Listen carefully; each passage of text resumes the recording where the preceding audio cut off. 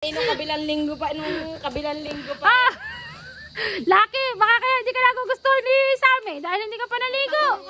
Ay, talaga naman. Magpabangoy. Talaga naman.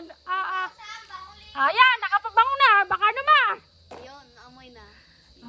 Ay, ihuli eh. Ay, talaga naman pala. Ihi pala ito si Lucky. Nakakita ng ano. Lakaw. Yan,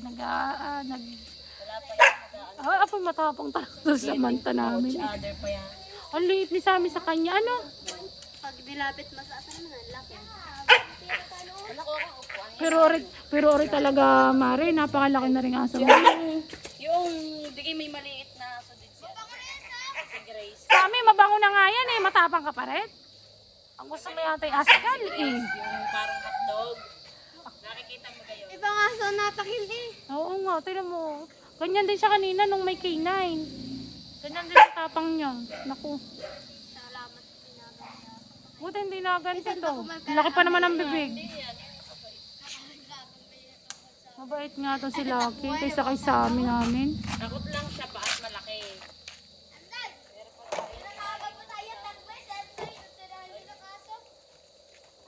Sammy! Ang laki ni Lucky, nakakatuwa. Pag mga ganyan na ganyan na magiging anak ni Lucky ay talaga. Ay, ni Sammy ay talagang napakaganda. Ano ba langit niya? Ba't parang may wolf yan? Parang Husky Labrador. Husky Labrador. Nanalo ka? Parang ang bolt. Husky Labrador. Masyadong mag-ilas ang ano niya. Ang laki ni Lucky. Ano? Talagang ano pero bate. 2 years old pa lang yan? Oo. Marabi. Ano ganyan kayo yung pinapataba? Pwede lalo na ano? Si Sam. Mabango na yun, Sam. Sam?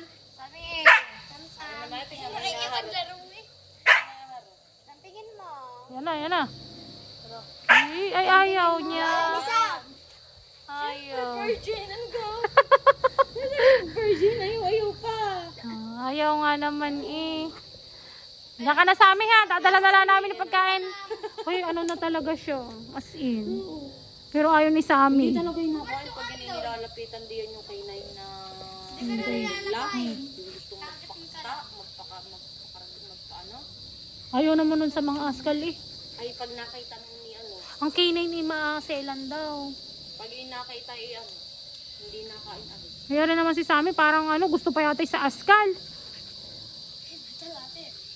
Ang laki talaga ni Lucky. Grabe, parang lobo. No? Hoy Lucky, nakakailang ihi ka na. Ayun na ka pa. Si Sammy hindi pa naihi. Kanina mayat ko yun. Ayan. Hindi ko nga kasi mailabas. Pagka Bibi pa kasi.